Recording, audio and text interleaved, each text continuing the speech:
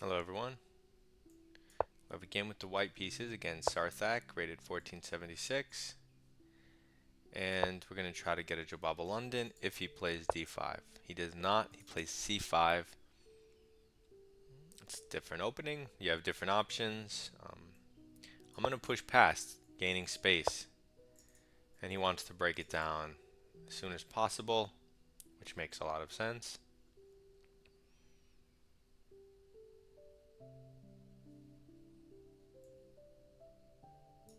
I'm just going to open up both of my bishops, play in the center.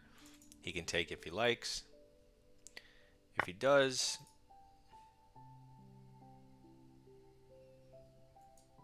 if you take with the knight, the pawn is hanging. If you push, you can push maybe. I don't want to calculate, so let's take with the pawn. Maintain our space advantage. He goes c4, which opens up the bishop, but hangs with development. So that's weird. So I'm going to take that. I'm up a pawn. He now develops and pins the knight. So I'm going to support the knight with another knight so I don't ruin my structure and I block from checks, like queen e7. He goes a6, maybe trying to b5. Maybe. I'm just going to castle, which unpins the knight and protects the center. He does launch his pawns up the board. It's a bit weird. Even without the bishop, the pawn is protected, but if I go here, he'll probably keep harassing me. If I go here, I block my queen. Let's go here for a turn. It's not a big deal. We can always give it space if we need. Okay, so now he's attacking this pawn twice, but it's defended 3 times. Let's clarify the situation with the bishop. He takes. We recapture opening the file for our rook, and he escapes as fast as possible. Let's develop our last minor piece and over-defend the center by pinning the knight. He attacks it, but we can maintain the pin. If he wants to break it, I'm happy to see that. He doesn't. It's not like he wins the pawn, so it's not worth it. Okay, so he goes here to try to give a square for his knights. That makes sense. But this knight is sorely lacking defenders. So if I attack it, because my knight's kind of not so good here, it is defending the pawn, but I have adequate defense already. So instead of improving a piece, like the rook, I'm going to improve the minor piece, which threatens to ruin his pawn structure, because you can't defend it with a bishop. You can defend it with the knight, which he's probably going to do, but that also might hang this pawn, so it's a bit precarious. So he tries to do it this way to defend the knight, but in any case, your structure ends up getting ruined. I could include this, but that would help his queen, and it doesn't necessarily help me.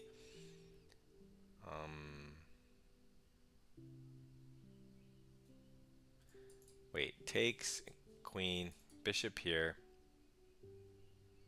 This pawn doesn't matter. I mean, that's playable. If I just move my bishop out of the way, he's going to take my knight. And then I don't have a good move. Or do I? I don't see a good move there. Can I counter him with something like queen d4? Then his knight's hanging, so if he takes this, this check looks good. If he takes my knight,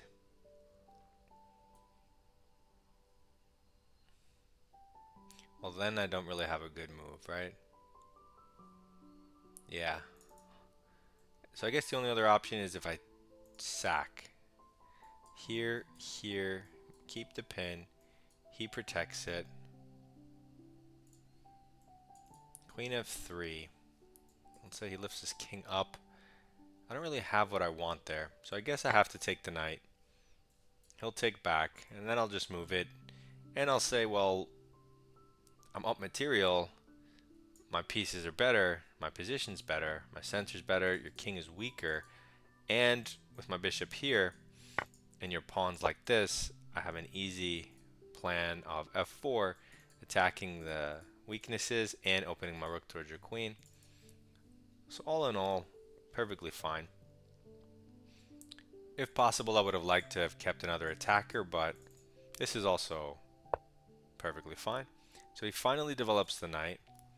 We have the option of f4, which also controls that square from the knight, added bonus. There's moves like c3, which not only defend your pawn, but give your bishop a reroute. For the time being, I like this defense. I don't really, I mean, he might go this way. Maybe that's his idea.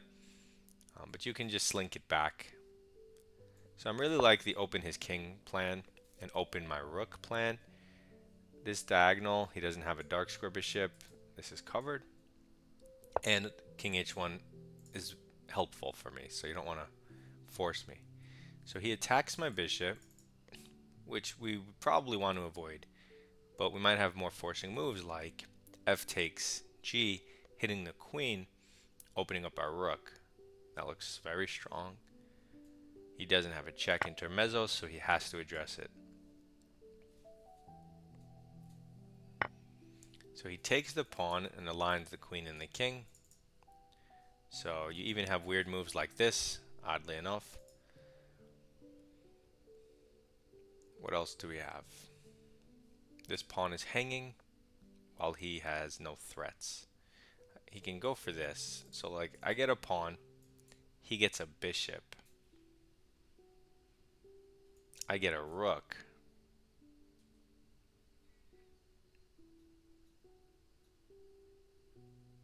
He gets a bishop threatening checkmate.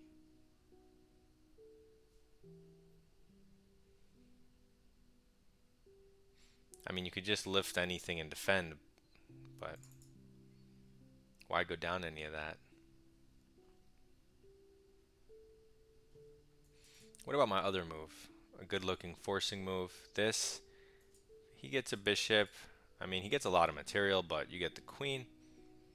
And if I go here and he just, defends that square, was there really a point to putting my rook there? You can make the super simple move here. With c3 coming, you can reroute it at any point. Yeah, let's just do this. This is still hanging, right? And we don't give any of the counterplay down the lines we were calculating.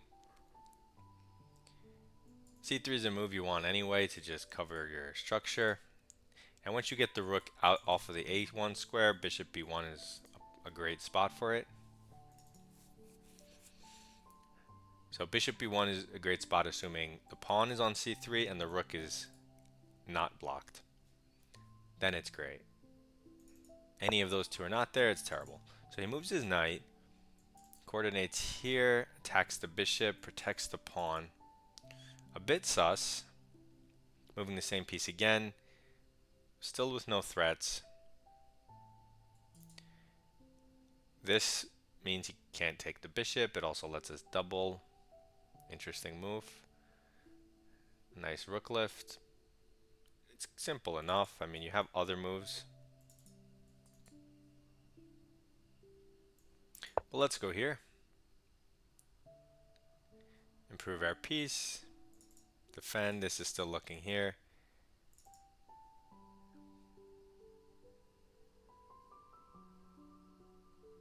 And we have our win condition. We just need to outlast our opponent, right? Don't do anything too crazy. We're going to kick this guy. Okay, no, he coordinates on the square we mentioned, but because this isn't a double threat and only a one-time threat, I feel like he's getting in more trouble than he should. Like now when I go here, I'm threatening the knight and this weird thing. His knight is actually kind of trapped. I mean, this would hang a pawn.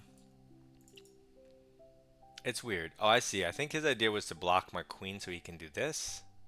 Like he can coordinate with two pieces here. But you can never take with the queen first, which means this is always a thing. So yeah, you want to be very careful when you go this deep into your opponent's position and it's all by itself. Like he doesn't have any other pieces on my side. you have to watch what are you really doing here. So he does go here, but that doesn't take into account our main threat, which was a little awkward to see that the queen was defending that square. Um, that's why it took my brain a second to look at that move. But now I come in with the check, and because there's no G pawn, it's devastating effect, and that's the game. That would have been a super easy win because he has to go to the side, and you just check him and maybe line up this bishop. It's just an easy win.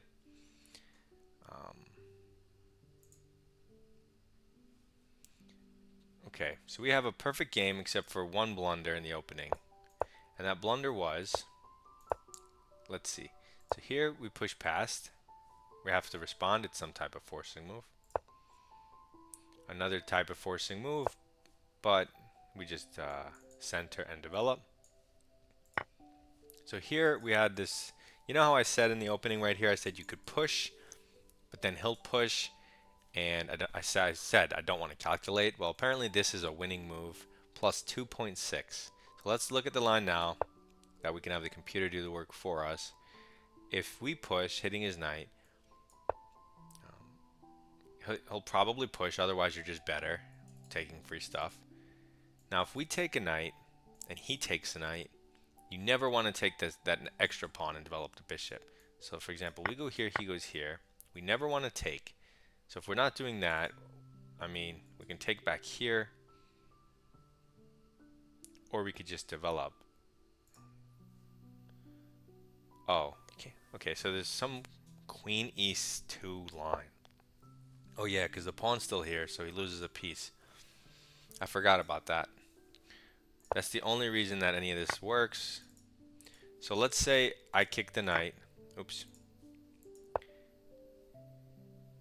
Okay, so they're saying his best move, almost equal with the pawn push, is just going home. But then you just kind of lose.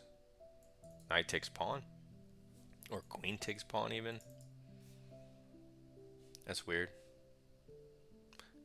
So if he pushes, we take. And they're saying his best move isn't to take because we automatically win with that queen e7 idea. So he has to just lose the piece? That's terrible. Okay, so he has to go home. We take, he hits the queen. We retreat, he develops, we develop. And we just have a much better position because of the center. Okay. So that was a miss, but I knew there might be something here. Just didn't want to calculate, and there was something here. So you should have pushed it. Makes sense.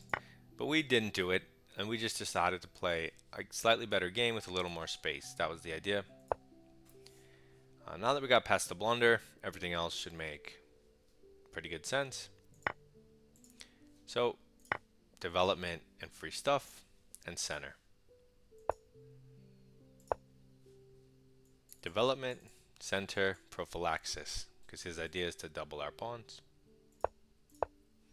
King safety, development, plus 1.8. So the game is essentially over, and all we did was develop. Force move, plus 2.5, completely winning. Improving move for free, you also could develop a piece, but because it's free and we get the bishop, force move, and our position is overwhelming. Developing and center. Force move. Improving a piece for free. He goes for the g5. Oh wow, and you can sack it. So I mentioned that the only two real moves are to take and to sack, but I wasn't sure the sack worked. How does this work? We take. Now let's say he supports it with the knight. And now I said we're going to attack it with the queen, and he's going to bring the king up. So what's the plan here? So he has 3 defenders, we have 2 attackers. The only way to attack it again is with a rook.